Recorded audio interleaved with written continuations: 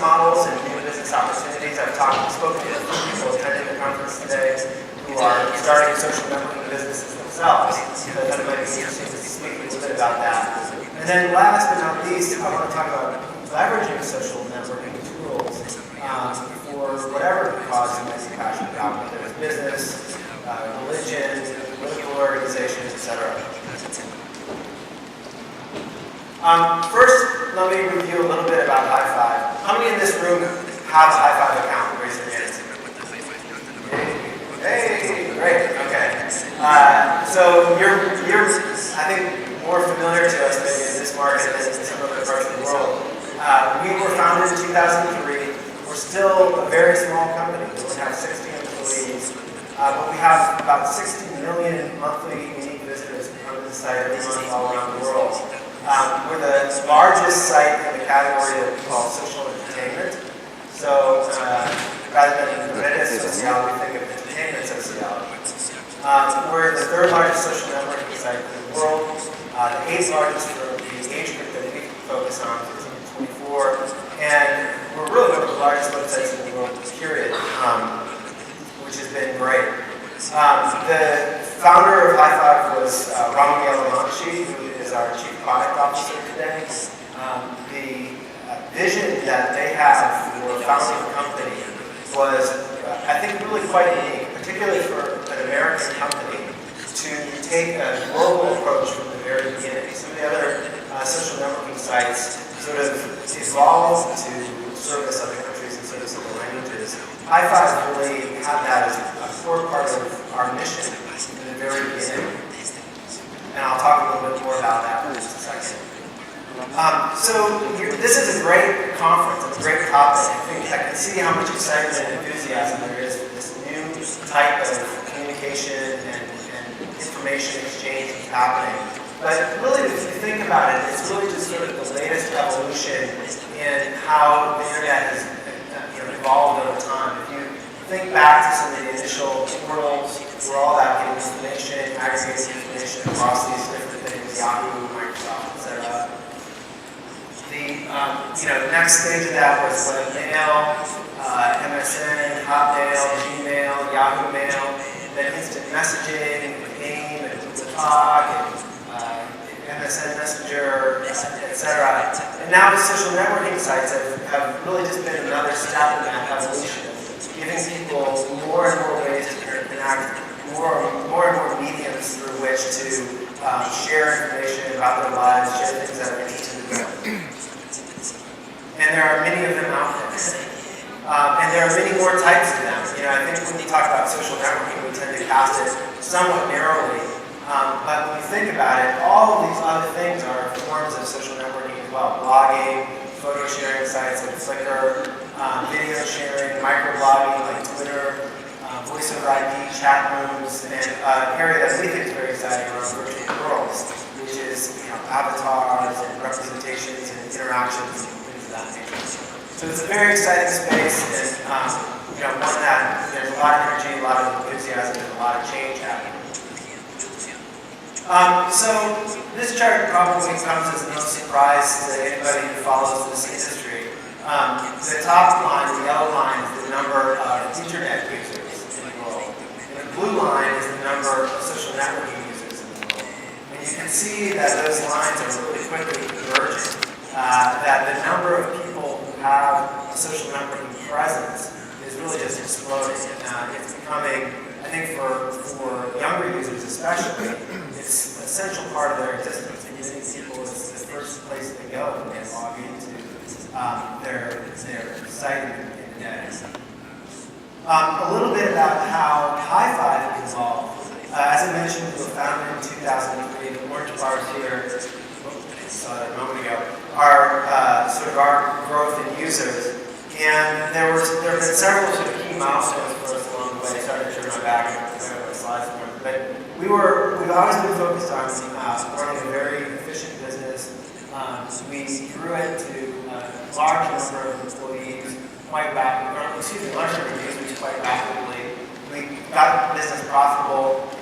Very unusual, at least in Silicon Valley. We also bootstrapped the business. I'm not a founder. I wasn't in the business early on. but the company was essentially self-funded early on, as opposed to taking venture capital early and raising venture capital a few years later. And then more recently, we've made a big push into some new areas for Hi-Fi, and we'll talk more about these in a moment.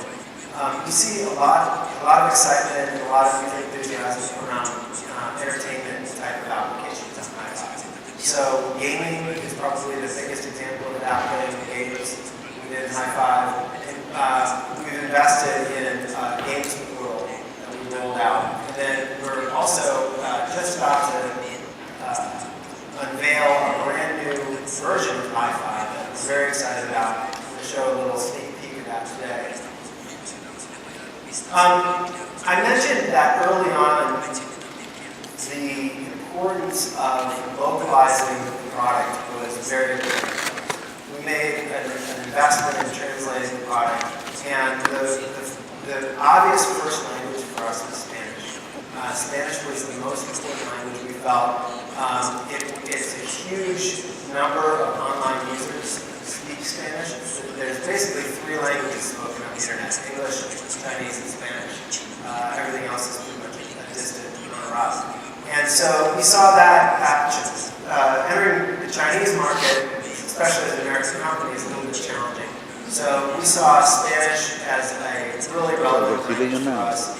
We were one of the first sites to translate into Spanish. And I think that was one of the major reasons that we grew early on in Peru, Mexico, Colombia, Venezuela are some of the big markets for us. And then, of course, Spanish-speaking users in the U.S. as well. So we made a major investment in translation. Today we support over 50 languages around the world. Here in Peru, you may think of us as a Latin American-oriented social network. We have users, however, all around the world.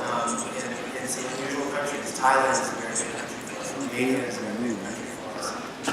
So our user base is really global in nature, which I think is really an interesting aspect of the site that users take advantage of. So a little bit about some of our markets and our geographic coverage. We can see, as I alluded to a moment ago, that our users are really all around the world. So we've got about a third of our user base is in Latin America. We've got about 5 million in North America, in Canada, US and Canada.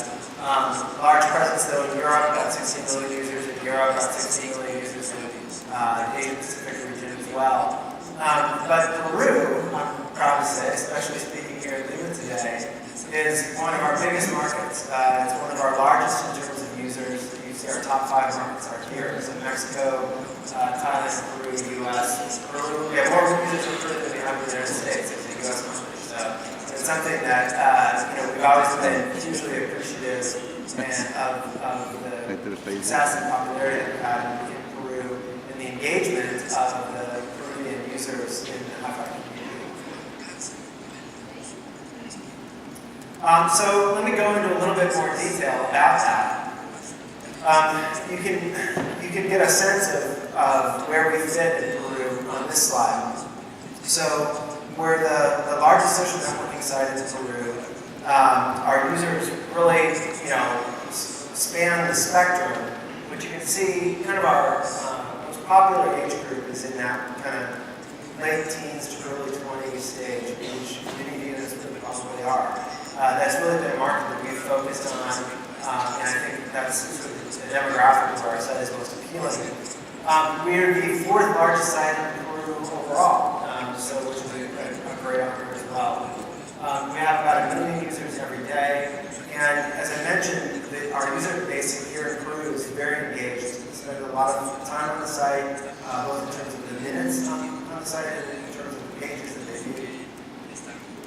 And I pulled this nice little graphic from Google that does some mapping of this, which I think is interesting. It shows you, as a publisher, as a website, it shows you where your users are coming from. And so it plots geographically where users are logging into the site.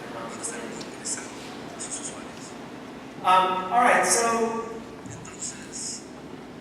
I get the question often, and I know Facebook has become quite popular in Peru as well. many other sites. Sonico, MySpace, there are a lot of popular social media sites. Twitter is one that a lot of people are talking about now. And so I often get the question, well, how do you see yourselves as different from all these other sites, and what are the markets that you're focusing on, the use cases that you're focusing on? And to perhaps oversimplify, but at some level we view the world as, or social networking in general, as having two main use cases. One is communication, and the other is entertainment. So you can almost think of this in the old world as the telephone and the television. You know, what is the thing that you do to share news and information with people that you care about? And what is the world that you use to entertain yourself, to have fun, to have a good time? And there are certainly sites that are purely entertainment. Gaming sites, YouTube type sites. Even I think MySpace to some degree is also music and other things. There are other sites that are purely communications. Probably Twitter is the most the best example of that, where Twitter is about sharing 140 character messages. It's very much about sharing information, sharing links to news articles and things like that. Where we see great opportunity for high-five is in the area where these two things overlap, where entertainment and communication has become one. And the comparisons that we like to make are to a number of real-world environments. Where you go out and if you go out and you're playing a game, it's sort of mildly entertaining and amusement to do by yourself, but if you do it with other people, with friends, if you meet people through that game, it's more entertaining, it's more engaging, it's more fun. And so that area of overlap has really been where we focus, and we describe that as social entertainment. The other dimension that we like to think about in terms of how we differ from some of the other sites is by the age group that we target. So if you think about, how anyone, all of you, how your social lives evolve over time. In the real world, how does your social life evolve? When you're young, when you're a child, your social world consists of the people on your street, your family, your immediate friends. It's a small circle of people. As you advance in age and get into your teenage years, you go to college, etc., your life is about social expansion. It's about broadening your wings beyond your immediate street, your immediate village, your immediate neighborhood, meeting new people. This is usually when people meet their spouses. I met my wife when I was 18. And so at this stage in life, that's what's important to people when it comes to their social experience, broadening your horizons.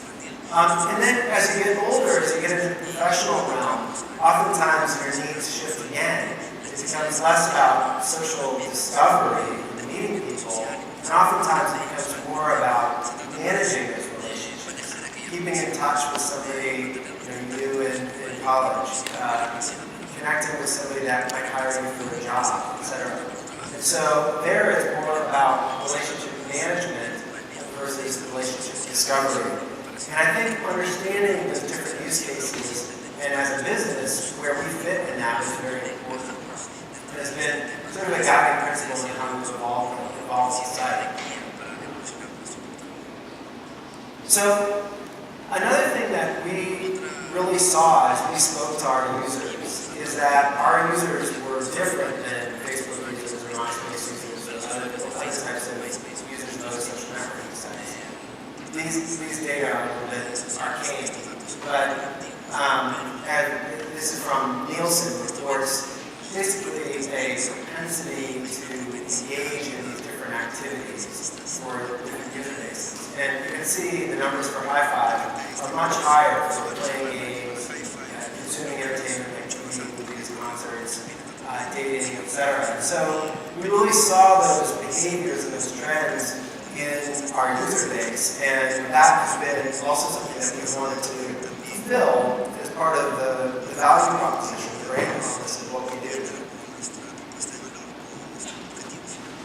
So this